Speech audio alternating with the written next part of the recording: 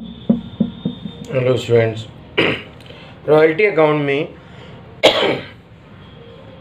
अगर प्रश्न आपको ये कहता है कि मिनिमम रेंट अकाउंट खोलना है, वैसे तो मिनिमम रेंट अकाउंट खोलने के लिए बात कम ही होती है, लेकिन मान लीजिए स्पेशली आपको कह दे कि मिनिमम रेंट अकाउंट खोल के करो, तो वहाँ पर थोड़ा सा जनरल एंट्रीज में हल्का सा चेंज होगा। वो देखिए, if in the question minimum rent account is asked to be open in the books of lessee, it will be open only in those years when there is short working.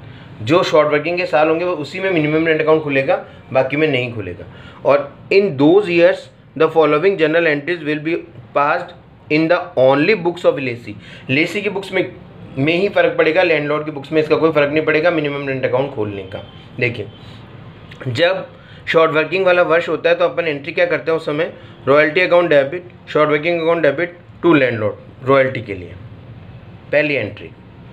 इसकी जगह ये दो entry हो जाएगी कि minimum rent account debit to landlord और royalty short working account debit to minimum rent. Minimum rent एक बार डेबिट हुआ, एक बार क्रेडिट हो गया, खत्म हो गया, एंट्री वही बच जाएगी जो आपकी पहले होती है, royalty account debit short working account debit to landlord. देखिए, royalty account debit short working account debit to landlord, यही बच जाएगी।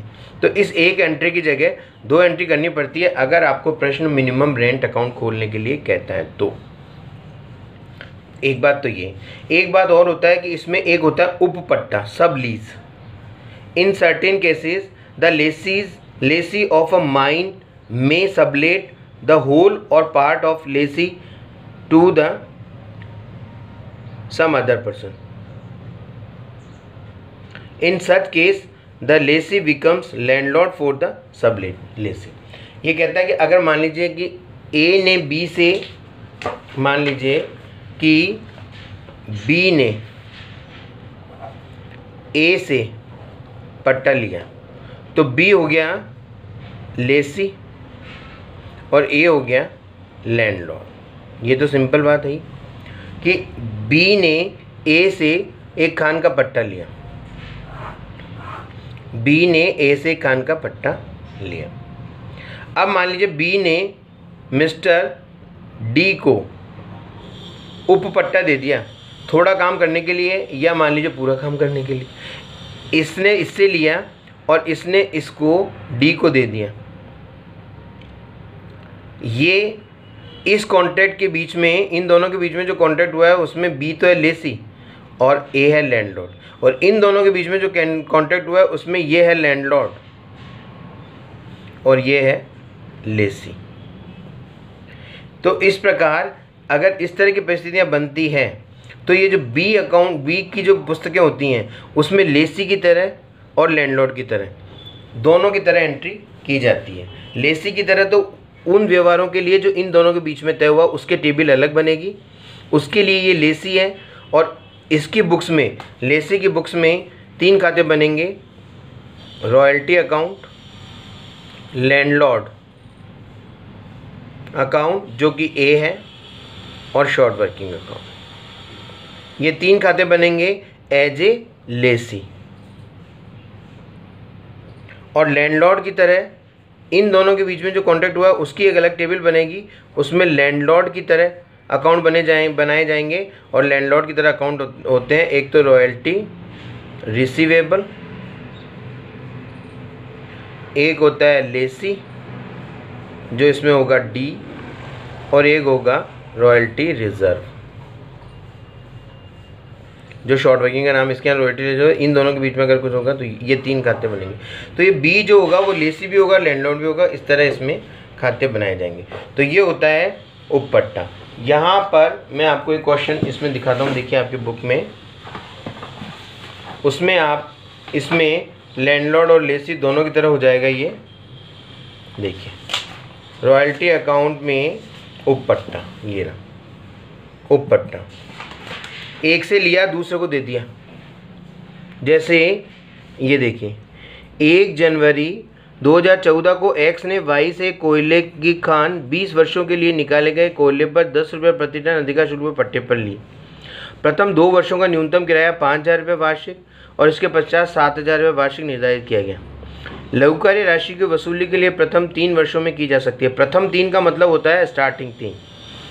उसी दिन एक्स ने जेड को निकाले गए कोयले पर 15 रुपये के अधिकार शुल्क पर आदि खान का उपपट्टा दे दिया।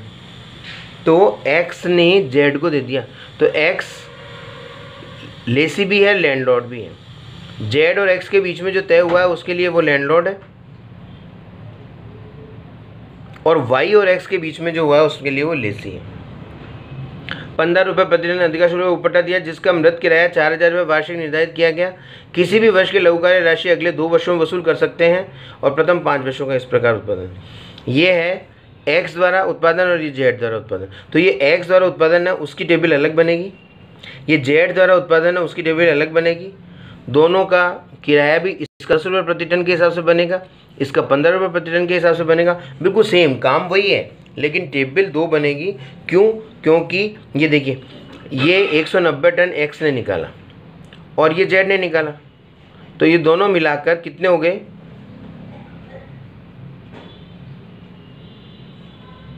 कितना कह रहा है ये? 10 रुपये प्रति टन अधिकार शुल्क बिल ली एक्स द्वारा 2014 में एक्स द्वारा इतना निकल गया, ये हो गया 350। देखिए, जो मेन होता है वाई, उसकी खान में से तो चाहे एक्स निकालो और चाहे जेड निकालो, उसकी खान में से तो कम हुआ ही है ना मान। तो टोटल मिलाकर और एक्स और जेड ने कितना निकाला?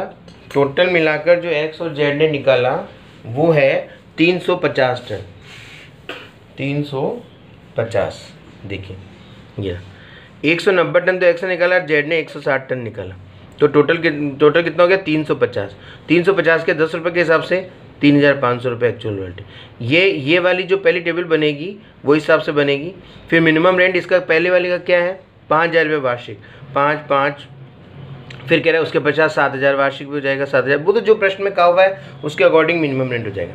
फिर ये royal excess working, short working, तो वैसे ही जैसे निकालते हैं इसमें से इसको लेस करके। फिर रिक्यूब्ड का जैसा अधिकार दिया हुआ है वैसा करेंगे कि लघुकार्य राशि को पट्टे के प्रथम 3 वर्षों में वसूल कर सकते हैं। प्रथम 3 का मतलब होता है 1, 2, 3, बस ये 3। इसके आगे कभी भी शॉर्ट वर्किंग होगी तो डायरेक्ट P&L अकाउंट में ट्रांसफर होगी। तो पहले साल वही जिस तरह आपने पहले टेबल बनाई है उसी हिसाब से इसको भी टेबल बनानी है। फिर ये जो सबलेसी की टेबल है ये केवल इसके द्वारा, जेड के द्वारा जो है ना उसी के आधार पर बनेगी। 160 टन निकाला है जेड ने और 15 रुपये प्रति टन है, तो 160 को 15 से गुणा करेंगे 2400 रुपये आएगा, वो एक्चुअल रॉयल्टी बनेगी। और इनके आपस में जो तय हुआ है कि किस आधार पर करना है, इसमें आपस में तय हुआ है कि उसके अगले 2 वर्षों में वसूल कर सकते हैं। तो अगले 2 वर्ष, इसके अगले 2 वर्ष ये 2, इसके अगले 2 वर्ष ये 2, इसके अगले 2 वर्ष ये 2, इस तरह आगे अगले 2 वर्षों में चलेगा। उसमें पहले कहा था कि प्रथम 3 वर्षों में, तो प्रथम 3 तो 1, 2, 3 ही होते हैं बस ये। इसके बाद कभी भी शॉर्ट वर्किंग होगी तो डायरेक्ट P&L अकाउंट में ट्रांसफर होगी। क्यों? क्योंकि उसको वसूल करने का अधिकार नहीं होगा, तो उसको बैलेंस के रूप में रख के क्या करेंगे। इसी तरह ये बस ये 2 टेबल बनेगी, और दोनों टेबल में जिसकी बुक्स में आपको एंट्रीज करने के लिए कहे या खाते बनाने के लिए उसके आधार पर बन जाएगी। तो इस प्रकार ये होता है एक सब लेसी। तो आप ये क्वेश्चन भी देखिएगा और करिएगा। Okay, thank you.